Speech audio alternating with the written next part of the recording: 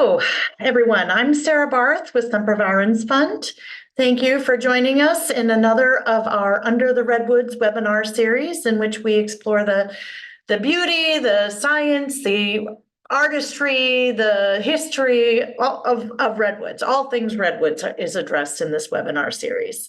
And thank you first to Sharf Investments, who sponsored this series throughout. We're really grateful to them for their support. And I am going to turn us now to our speaker of the day, Dr. Rikke Reese Næsborg. She is a lichenologist, which is means she's an expert in lichens. And as we've been doing throughout this webinar series, we are bringing to you and frankly to ourselves and our own staff new information and new understanding about all the different components of a redwood forest. And in this case, we're going to talk a lot and learn a lot, I expect, about lichens. Dr. Næsborg is the curator of the Lichenarium at the Santa Barbara Botanic Garden. She is also the Tucker lichenologist at that Botanic Garden. And prior to that, she did independent and specialized research at a variety of academic settings, including UC Berkeley, Humboldt State, and Franklin and Marshall. And having talked to her already, I will say that she has already opened my eyes to some extremely cool things about lichens, and I'm delighted that she's going to share her knowledge with this audience. So welcome, Dr. Næsborg. And I'm going to go off screen while you give your talk. Thank you very much. So I am going to share my screen so we can get started. Let's see. All right. So today we're not going to stay underneath the redwoods. Instead, I'd like to take you all the way up to the treetops and talk about all the tiny critters you can find on these giant trees. And I'll start out by introducing you to the players. The first player is coast redwood, of course. And redwoods, they used to occur all over the northern hemisphere. The oldest fossils we know of are more than 200 million years old. But now redwoods are more or less restricted to the west coast of California, from just north of the Oregon border to just south of Big Sur. Before white people came to the West Coast, it estimated that there were about 2 million acres of redwood forest, but then we started cutting down the trees, and now there's only about 5% of old growth forest remaining. Redwoods can get pretty old, more than 2,000 years, and they can also get pretty big, over 24 feet in diameter. But you probably know they're mainly known for being tall. And in the north, the trees are routinely more than 300 feet tall. The tallest tree we know of are more than 380 feet tall. And as you can see from this map, redwoods, they occur along the coast of California. And the coast of California also happens to be an environmental gradient. Here, on this graph, I have plotted the latitude of California going from south all the way to the north. And in blue, of course, you can see the number of annual rainy days. And above that, we have the number of annual fog hours. And you can see that we have a lot more rain and fog in the north than we do in the south. And redwoods, they occur in this part of the state. And in general, the trees are bigger and taller and more complex. That just means that they have bigger branches and more extra trunks and so on in the north than they do in the south, but that's not completely consistent. So you will find some simple trees in the north, of course, and some really complex trees in the south. The second player are epiphytes. And epi means on, and phyte means plant. So an epiphyte is simply something that grows on a plant without harming it. And that plant is usually a tree, at least in this case, it is a tree. But I really want to draw your attention to the last part of it, without harming it. So epiphytes, they just use the tree as a surface to grow on. They're not like mistletoe or certain fungi. They do not harm the tree they're growing on. And in this talk, I'm going to focus on 3 kinds of epiphytes. Vascular plants. You all know vascular plants because they're the plants you see around you. They're just plants that have a system for transporting water. Then we have bryophytes. They consist of mosses, liverworts, and hornworts, and they do not have a system for transporting water, so they're usually pretty small. And the 3rd kind of epiphyte I'm going to talk about are lichens. And my favorite kind, they consist of a symbiosis between one or more fungi, one or more green algae or cyanobacteria, and probably even more partners like bacteria and non-lichen fungi that live inside the body of the lichen. And we just don't know enough about what all these partners do yet. So because there are so many partners in a lichen, I like to think of them as tiny little ecosystems rather than one organism. So now you may wonder, why do we want to study the epiphytes? And you may also think, how do we do it? Because I just told you how tall the redwoods are. Well, I'll start out by answering the last question first. We climb the tree and then we examine everything that grows on them. These photos are from the BioBlitz in Muir Woods, north of San Francisco Bay Area in 2014. And if you don't know what a BioBlitz is, it's just an event where researchers and students and amateur scientists get together and they try to put names on as many different species as they can within the time frame the BioBlitz lasts. So my husband and I, we spent one day climbing one Douglas fir, and in this one tree, we found 57 species of epiphytes. After we had finished with the BioBlitz, I was contacted by Save the Redwoods League to do a survey of all of Muir Woods, and I visited the monument 6 times, and I walked all over the place in order to register as many lichens as I possibly could. And obviously, a lot of the lichens were the same as the ones we found in the Douglas fir, but there were also species like these in one single tree. We found up in that one single tree that I did not find on the ground, no matter how much I looked. For example, Old Man's Beard had only been registered once before in Marin County, and tree coral lichen that you see here had only been registered in Mendocino County and north of there before we found it in this tree. So as you can see, many species may be missed, especially the rare species, because they're less abundant and they're less likely to make it down to the forest floor. But why is it that we find some species only up in the tree? Well, there's something called the similar gradient hypothesis, and that's kind of important, so I'll spend a little time explaining it, because it turns out that epiphytes, they're similarly organized along different environmental gradients, and these gradients are the age of the forest, the wetness of the forest, and the height in the tree. And I have plotted these on the x-axis. So here on the left, you can see old forest, wet forest, and the base of the tree. And on the right, we have the young forest, the dry forest, and the top of the tree. On the y-axis, I have plotted the dominance of the different species group. So as we move along the x-axis, we'll find dominance of different species groups. And I'll explain what I mean. So in an old forest, in a really wet forest, or at the base of a tree, we tend to find a dominance of bryophytes. As we move to slightly younger forests, or a little bit drier forest, or some distance up into the tree, we find a dominance of cyanolichens, and that's just the lichens that are associated with cyanobacteria. And moving on to the young forest or the dry forest, or the tops of the tree, we find a dominance of chlorolichens. Those are the kind of lichens that are associated with green algae. So all these different environmental factors, they influence each other. So you will definitely find a different species composition in an old wet forest than you find in an old dry forest.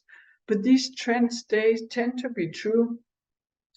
And now that we know that, I'd like to link these two players and talk about the epiphytes on redwoods. And I think for many years that it was assumed that redwoods do not have very many epiphytes.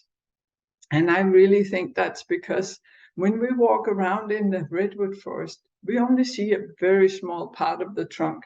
And that part of the trunk we can see does not have very much diversity, especially if you compare that with other trees like big leaf maple.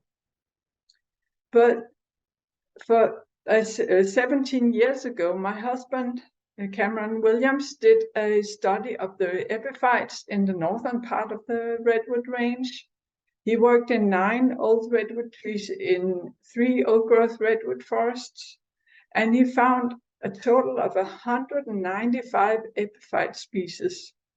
And that included 137 species of lichens, 28 species of bryophytes, and 30 species of vascular plants that grew up in these redwood trees. So you probably don't know if this is a lot or little. How does it compare to other conifer species? I don't know if you're familiar with the epiphyte literature, but if you're not, I can help you out here.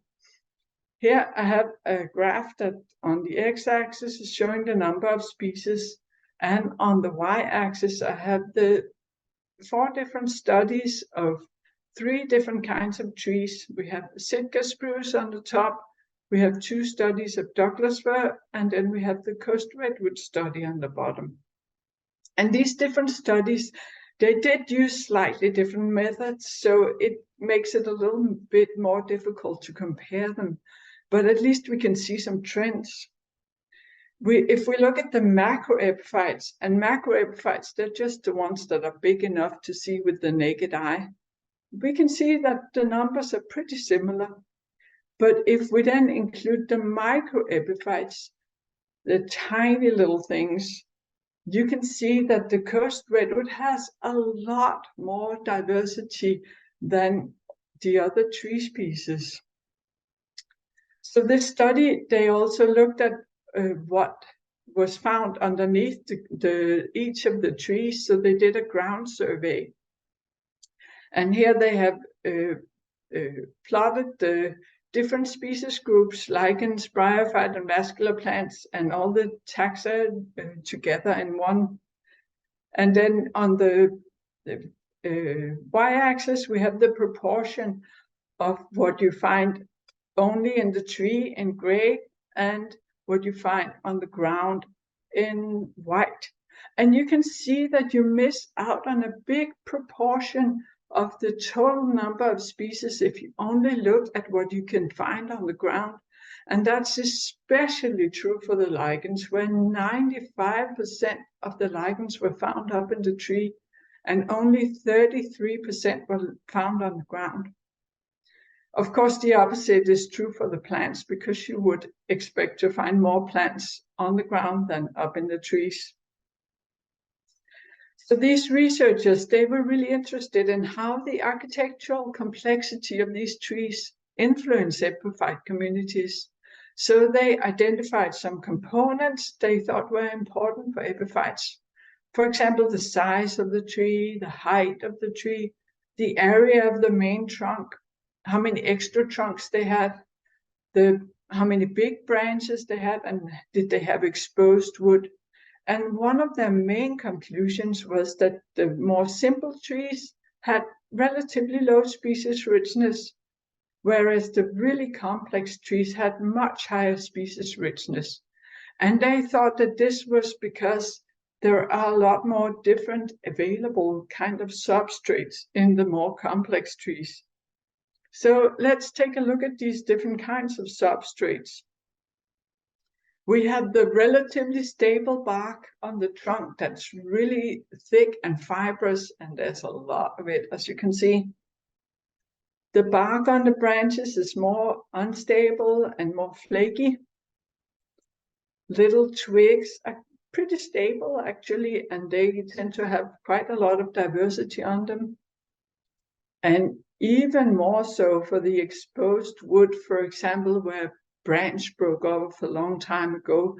This is a very stable substrate, and there's a lot of species that like to grow on that. Some species prefer to grow on burned wood, and some species prefer live and dead foliage. And a lot of these trees, they actually have quite a few rot pockets. And out of these rot pockets, we often, at least in the north, find vascular epiphyte.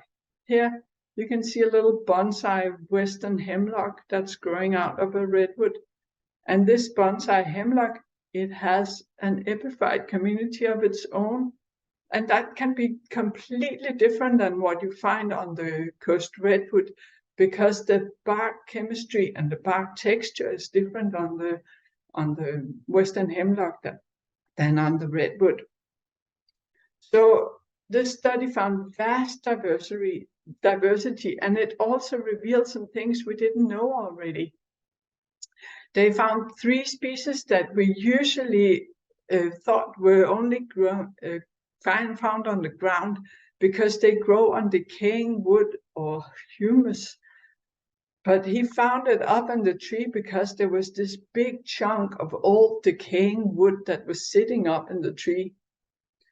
They also found a new species to science, this little pin lichen that's called redwood stubble. It's got these really cute spirally on them in the spores. So now you know something about the northern part. What about the south? That's where my study come in. And based on the previous study, I had a couple of hypotheses. First, a heterogeneity or a dissimilarity hypothesis. I wanted to test if the architectural complexity of the tree influence epiphyte communities. So when I'm talking about habitat, I'm talking about the habitat within one single tree, so seen from the epiphyte's point of view. So here I have plotted the habitat heterogeneity going from low, so simple trees, to high heterogeneity, so really complex trees. And on the y-axis, we have species richness going from poor to rich. And based on the previous study, I expected to find the highest species richness in the highly complex trees. My second hypothesis combined tree complexity and moisture. I showed you that here I have the latitude going from north to south, and I showed you that there is more water in the north than in the south. Again, the y-axis shows the species richness. So we tend to have more complex trees in the north, and I thought that would lead to higher species richness. And since there's more available water in the north, all species need water to survive, I thought that would lead to a higher species richness. So I worked in 15 old redwood trees in these 3 old-growth redwood forests that you see here. And just for orientation, the previous parks, the parks in the north, are still here. I found a total of 222 epiphyte species. That's pretty similar to what they found in the north. But what's really different is the distribution on the different species groups. I found 208 species of lichens, where they found 137 in the north. 12 species of bryophytes versus the 28 in the north. And I only found 2 species of vascular plants in all of these 15 trees, where they found 30 different species of vascular epiphytes growing up in the redwood trees in the north. So I'll talk a little bit more about what's going on later, but first I'd like to take you on a tour through the parks I worked in, starting with the one in the south, Pfeiffer Big Sur. In Pfeiffer Big Sur, the trees were a little smaller and shorter. The tallest study tree I worked in was 230 feet tall. And here's the view from one of these trees. There were very few epiphytes in Pfeiffer Big Sur, and maybe I should explain what you're looking at here. Here is the main trunk that I'm hanging from, and there's a big branch coming out. This big branch at some point broke off, and now there's two extra trunks that are growing from the tip of that branch, and that's so common. You see that all the time in the coast redwood. If something breaks off, they'll send out new trunks and new growth. But as I said, very, very few epiphytic species in these 5 trees, only 36 species. And that included 31 lichens, 4 bryophytes, and 1 vascular plants. And out of these 31 lichens, there were only 3 macrolichens, so big enough to see with the naked eye, and the rest were tiny little crusts. But I did find something really cool, and you might be able to see it right here. I'll zoom in on that, and that was a epiphytic coast redwood that had grown from a seed in a rot pocket in this tree. It was around 150 feet up. And now you may say, how can I tell that's not just another branch? Well, you may know that redwood leaves, they have different morphology depending on where in the tree they're found. At the tree base, the leaves are flat and relaxed, and as you move up into the tree, they get more and more compressed and more needle-shaped.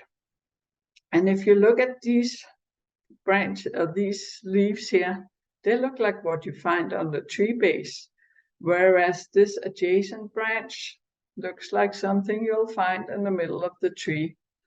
So I'm absolutely convinced this is a little epiphytic coast redwood growing on another coast redwood. Moving on to Big Basin Redwood State Park. The trees here were definitely bigger and taller. The tallest tree I worked in was 327 feet. That's more than 100 feet taller than in Pfeiffer Big Sur. And here's the view from one of these trees. There were a lot more epiphytes in Big Basin, as you can see here. I found a total of 179 epiphytic species, including 170 lichens and 9 bryophytes. And in Big Basin, I found over 100 species in just one tree. And I found one of the big differences was, for example, on twigs. They had such a huge diversity. I'm going to estimate that's between 6 and 10 species on this one twig. And I also found this really uncommon suit lichen. It's usually found on pine trees, but I found it up in this tree, in one of these trees. And I found and described a new species on the coarse bark of redwood trunks. Unfortunately, since I worked in Big Basin, the CCU lightning complex fire burned in 2020, and it burned through most of the park. And while most of the trees appear to have survived, I don't think the epiphytes have. If you look at these trunks, they're completely burned, and epiphytes do not survive that. I think it might take decades before they come back. But moving on to Armstrong Redwood State Natural Reserve, here the trees were also tall and big, although perhaps slightly younger than in Big Basin. The tallest tree I worked in was 300 feet, and it was not Colonel Armstrong, no. Here's the view from one of these trees. There was also very high epiphyte diversity in Armstrong, 164 epiphytic species, including 153 lichens, 10 bryophytes, and 1 vascular plants. And I want to show you some of the cool finds I had. There was quite a lot of old man's beard, the lichen you see draped here over the branches. It's a red-listed species that's more abundant in the north, but kind of rare down south. And it's thought to have been the inspiration for Christmas tinsel. I also found a new species of pin lichen that I also described and named. It has It's a tiny little thing that has this yellow dusting on the side of the pinhead. And it's got really long spores, so I called it long-spored stubble. I told you I found one vascular epiphyte, and that happened to be a poison oak growing from a seed at 226 feet up in the tree. So now I'd like to combine the data from north and south and test my hypothesis, because by combining this data, I can broaden the habitat variation and give more leverage to understand how the epiphytes are distributed. And I'll start out by testing my heterogeneity hypothesis. So I created an index of habitat heterogeneity or structural complexity of the tree. And you only need to know that a score of 1 means that the tree is really complex, and a score of 0 means that it's very simple tree, something like a Christmas tree. Here on the y-axis, we have species richness, and you can see that the total species richness is not depending on habitat heterogeneity. And I should point out that each point here on this graph represents one tree, so 24 points total, 24 trees total from both north and south. If we then add lichens and remove outliers from this one park, I found a weak but significant decrease in lichen richness with increasing habitat heterogeneity. So I found more lichens in simpler trees, and that's contrary to my hypothesis. If we add the bryophytes and the vascular plants, I should point out that the y-axis is magnified because there were a lot fewer bryophytes and vascular plants than lichens. So I thought it would be easier to see what's going on. I found a significant increase in species richness going from simple to more complex trees, and that's consistent with my hypothesis. Moving on to the moisture hypothesis, on the top graph on the x-axis, we have the number of annual rainy days, and on the bottom, the x-axis shows you the number of fog hours per day from June through September. And again, the y-axis shows the species richness. And since the individual trees in one park experience more or less the same environmental conditions, each point represents one park here. And here on the top, we go from south to north in parks, so Pfeiffer Big Sur to Jedediah Smith. Whereas when we talk about fog hours, it turned out that Big Basin actually had more fog hours per day than Armstrong, so those two have swapped places on the lower graph. I found a significant increase in both bryophyte and vascular species richness going from dry to wet areas, no matter whether we're talking about rainy days or fog hours. And that's consistent with my hypothesis. But I found a different picture if we look at the total and the lichens. Again, I'd like to remove the outlier park, and that results in a weak but significant decrease in species richness, going from dry to wet when we look at rain, but not when we look at fog. And that's contrary to my hypothesis. So what is going on here? Why are we seeing this pattern? Well, you may remember the similar gradient hypothesis, how epiphytes are similarly organized along environmental gradients. And I showed you that we have a lot more rain and fog in the north. Well, here I have color-coded the approximate proportion of the epiphytic species groups in north and south. And you can see there's a much higher proportion of lichens in the south and a higher proportion of bryophytes and vascular plants in the north. So what I think is going on is that the vascular plants and bryophytes, they thrive with more moisture and they outcompete the lichens. Whereas the drier conditions in the south, they constrain the vascular plants and the bryophytes, and that opens available habitat for the lichens. Another possible explanation could come from plants, because we know that where components of northern flora meet with components of southern flora, we get some extremely species-rich flora where they merge. So perhaps the same is true for lichen flora. So I'd like to finish off with the most important conclusions. We see that all big redwoods, they have extremely species-rich epiphyte communities because they have so many different kinds of habitats. But the lichen species richness seen over the entire redwood range, it doesn't seem to depend on the structural complexity of the tree, but rather it seems to be indirectly affected by climatic factors such as rain and fog.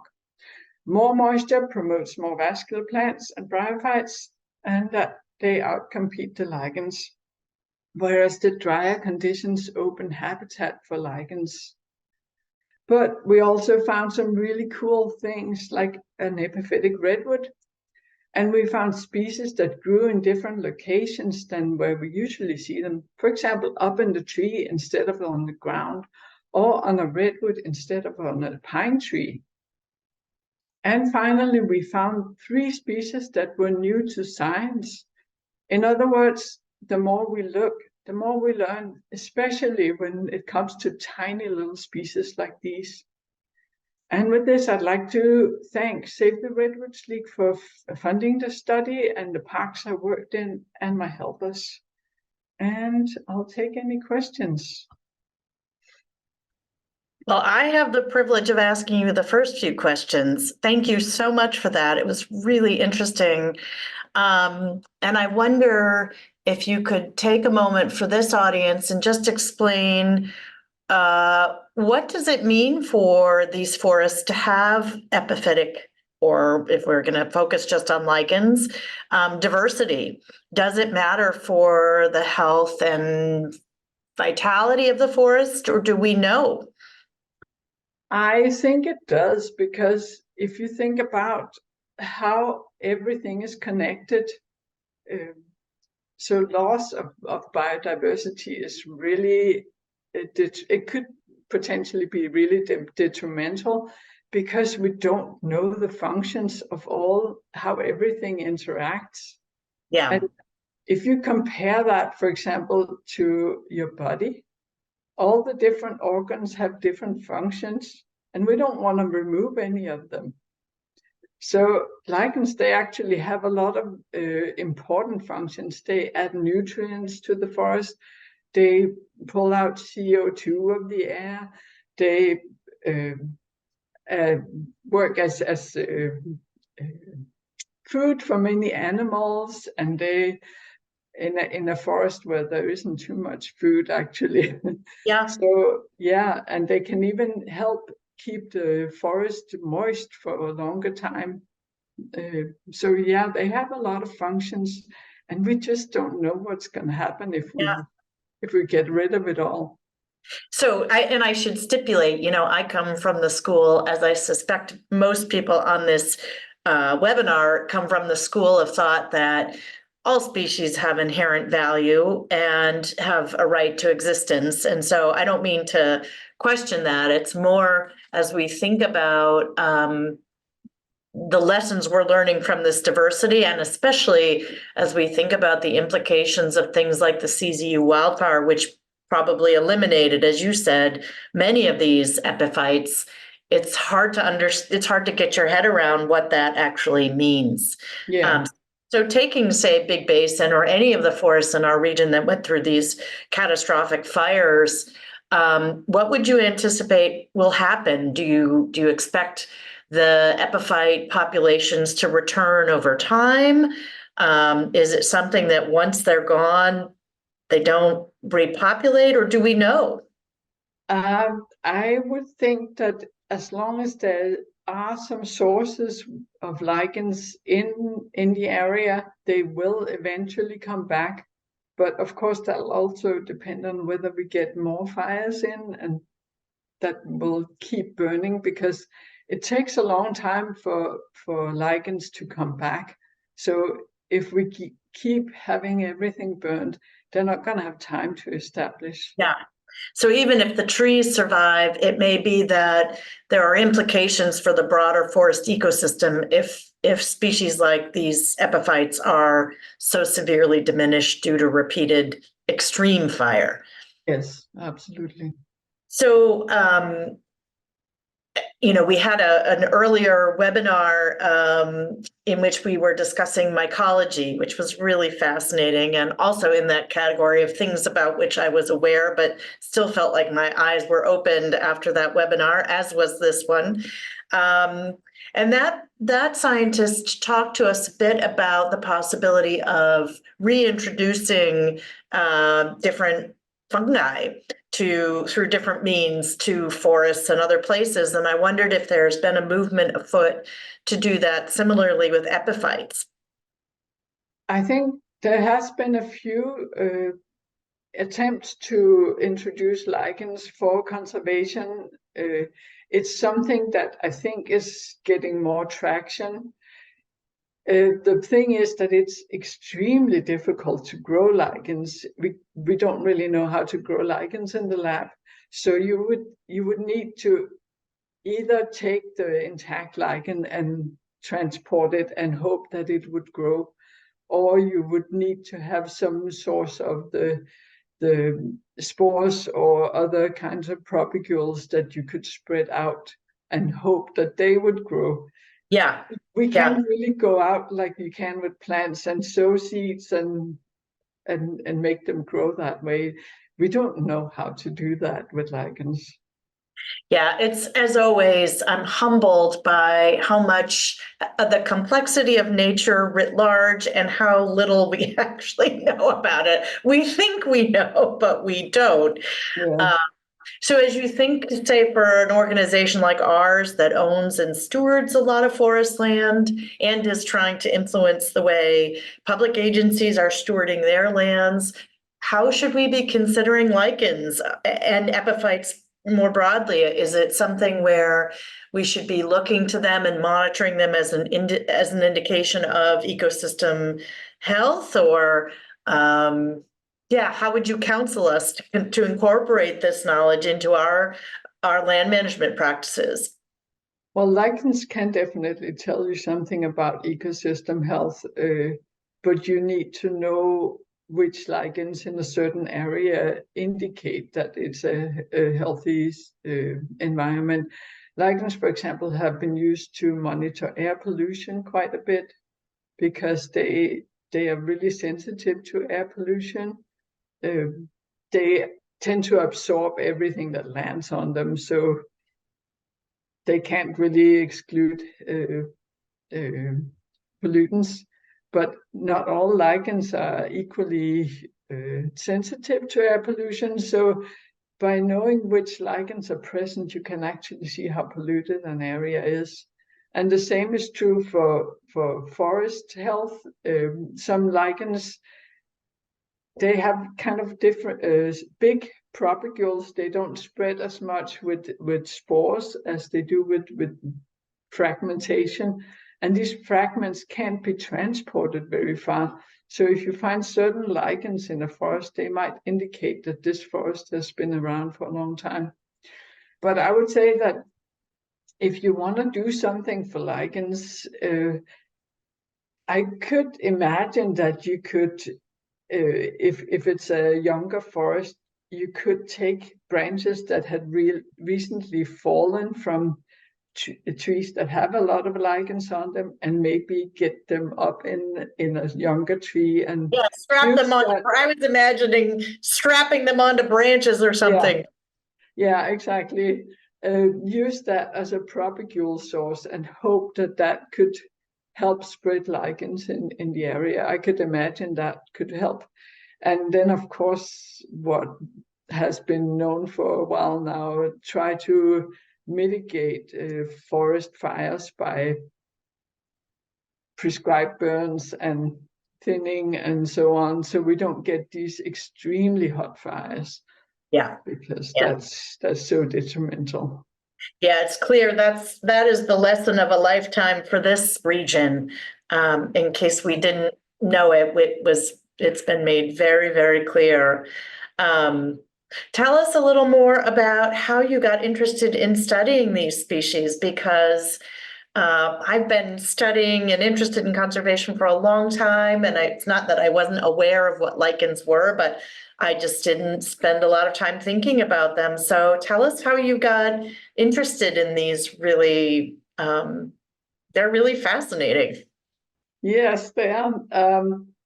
I went to, I'm from Denmark originally, and I went to a nature conservation school in Sweden. And in Sweden, they have a program where they evaluate forests actually that are worth protecting by using something they call signal species. And a lot of these signal species are lichens and bryophytes and fungi.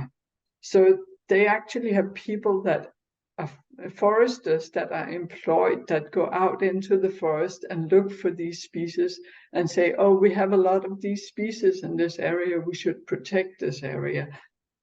And I went out with one of these foresters whose job it was to look at worth of forest, and he completely blew my mind. He showed me all these little organisms that could show so much about the forest health, and I was completely hooked. So after I had finished on this school, I went on to pursue a PhD in lichenology, and the rest is history. Here you are.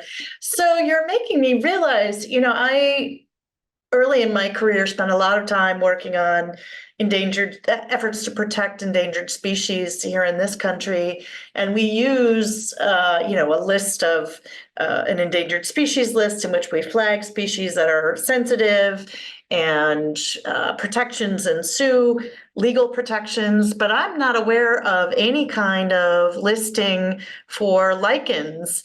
And yet, so this is, I guess, a question and a comment. The question is, should we be monitoring lichens for rarity and protection and preservation in the same way that other species are, nationally and internationally? And secondly, I'm realizing, I think you're telling me that for organizations like Sempervirens, as we're thinking about what properties to protect first, we should be using more than just a simplistic indicator of, does it have old growth trees or does it have endangered coho, but we should probably also be looking at some indices around lichens, and whether this is a forest parcel that's important to protect based on its lichen diversity. Is that what I'm hearing from you? Yes, except that since my husband and I are pretty much the only people who have looked at lichen diversity in redwoods, we don't know enough about what's rare and what is not rare in the redwood forest. So it's a little more difficult to use that, but I think that's definitely something we should work toward. And as for rare species, there are 2 species on the endangered species list in all of US, 2 lichen species. So there are some that have been listed. That's interesting. Okay. 20 years ago, both on the East Coast, and we are gonna work to try to add more species. We have species here in California, for example, that really are worthy of protection. So yeah. Well, and it would We need spur. to add more species, basically. Yeah, boy, you are opening the wheels are turning. Okay, well, I'm mindful of the time, and I want to make sure we open it up to some of the questions we received from our audience.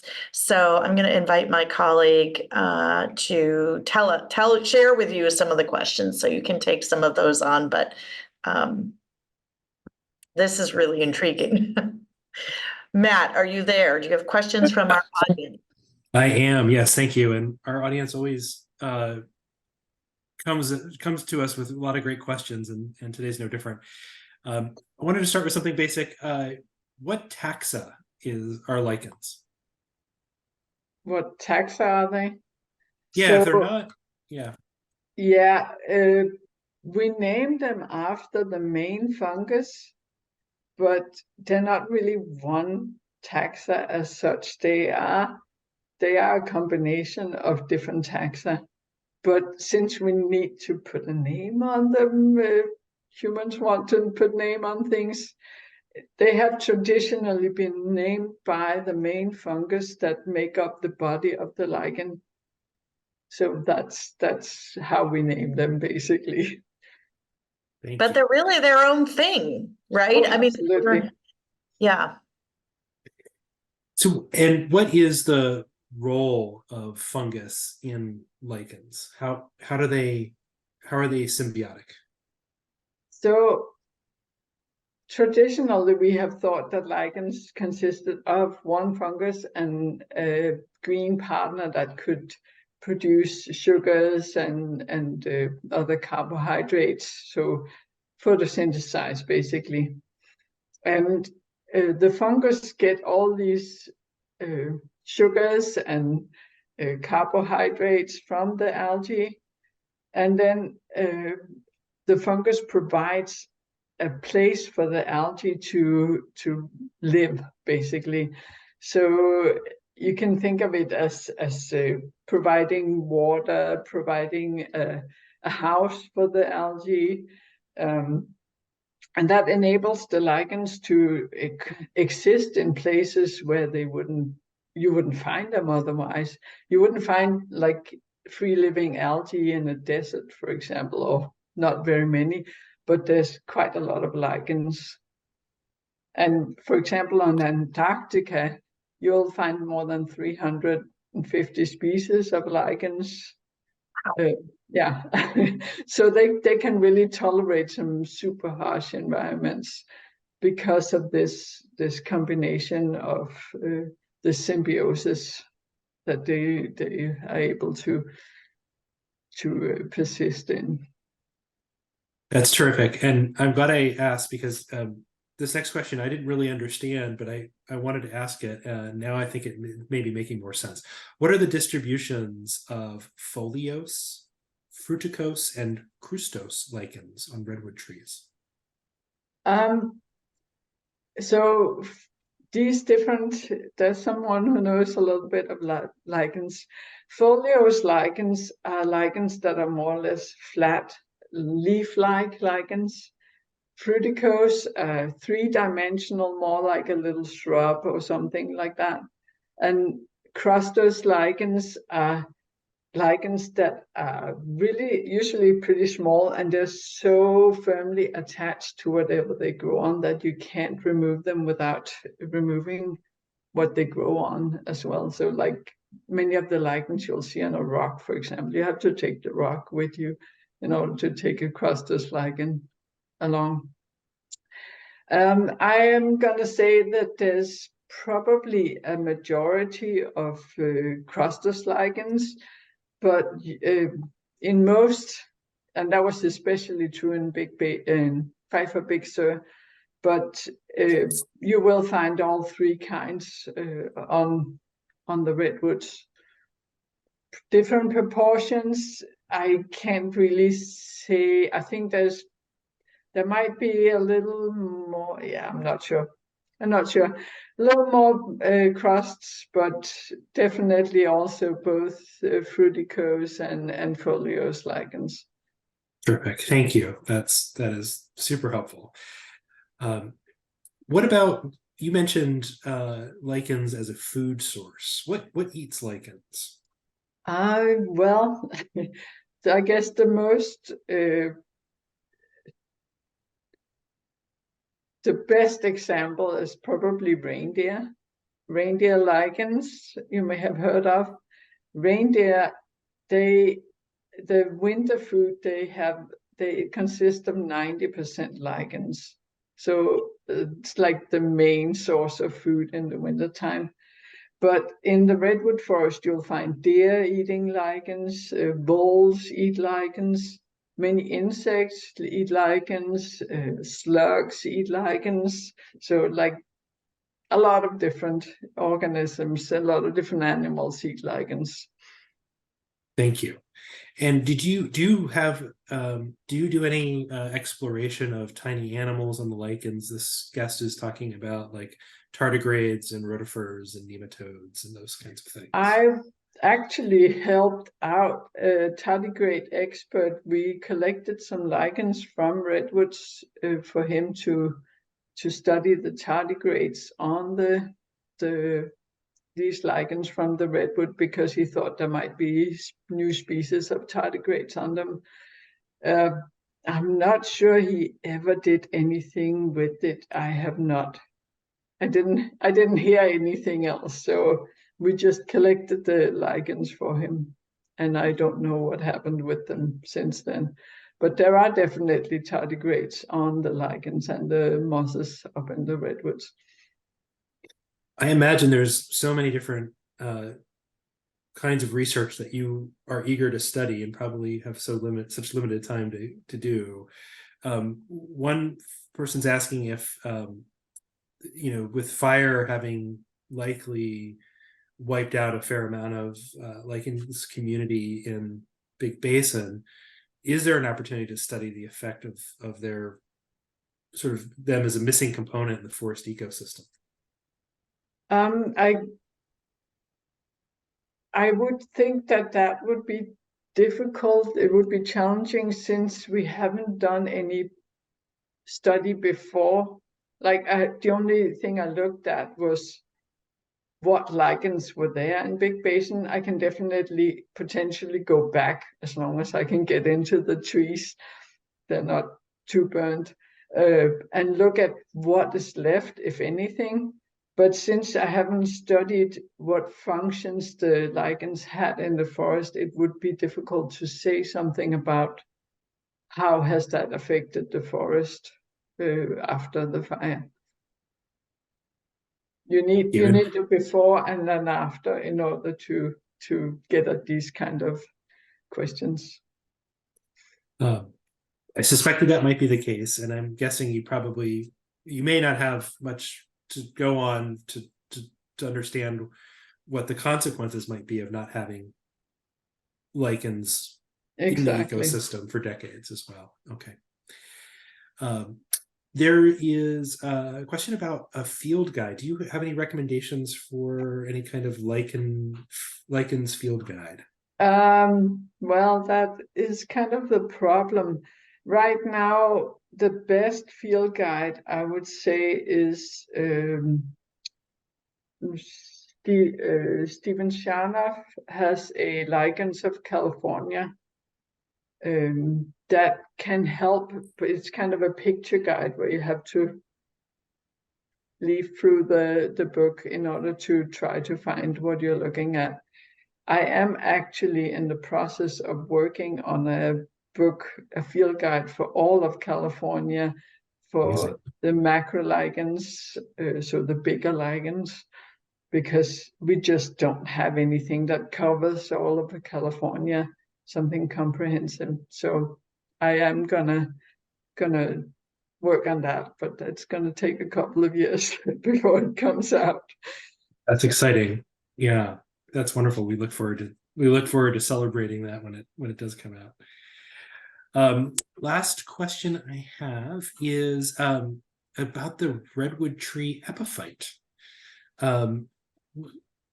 What do you think its prospects are to grow there? And when you see something like that, what are your instincts? Is it to leave it alone, or to somehow nurture it, or figure out a way to nurture it? I'm just gonna leave it alone, and I think that probably in Pfeiffer Big Sur, since it was in such a small rod pocket, it's probably not going to survive too long. It's pretty rare with the coast redwoods, on coast redwoods. I think both my husband and I, we've seen it 3 times maybe total, and it's the only time I've seen it in the south. Otherwise, it's been up in the north. I've seen quite a lot of western hemlock trees and other bigger trees. I've seen trees that are like yeah, how tall would they be? Like 30 feet tall that are growing up in a coast redwood tree. So yeah, it can be pretty crazy, but no, I wouldn't. I would leave it alone. I wouldn't mess with it. I think it's up to nature to see what's gonna happen with it. Well, I'm realizing we are out of time. I am wondering if we should be promoting, encouraging people to go visit the Lichenarium in Santa Barbara, or is that something that's open to the public? It's not open all the time, but you can always contact me if you're interested in coming and seeing it, because I'm happy to show it, but you can't just walk in Can't there. just make a pit stop there on your. No, you have to contact me first. I'm happy to show it. That's great. Well, thank you. You really have, I think, opened our eyes collectively, or certainly mine, and hopefully the audience's, about the incredible diversity that's out there, and also some of the limitations with regard to what we know about it. So we are so grateful to you for sharing your knowledge with us, and we will look forward to continued conversations with you about lichens and other epiphytes. And for our audience, thank you for joining us, and we are going to switch gears substantially for our next webinar and invite our own staff person, colleague, Rachel Dan, who is our Director of Government Relations, to talk to us a bit about policy issues, public policy, and how it intersects with our efforts to protect redwoods and redwood forests. And I think it's pertinent to the conversation we just had, in which we made some reference to whether the federal or state Endangered Species Acts could be used to help protect lichens, and certainly those and other laws and public policies are part of the reason we have places like Big Basin left. So to our audience, I hope you will join us next month for our discussion about that. And thank you all. Thanks for joining us under the Redwoods. And thank you again to Scharf Investments for supporting this webinar series.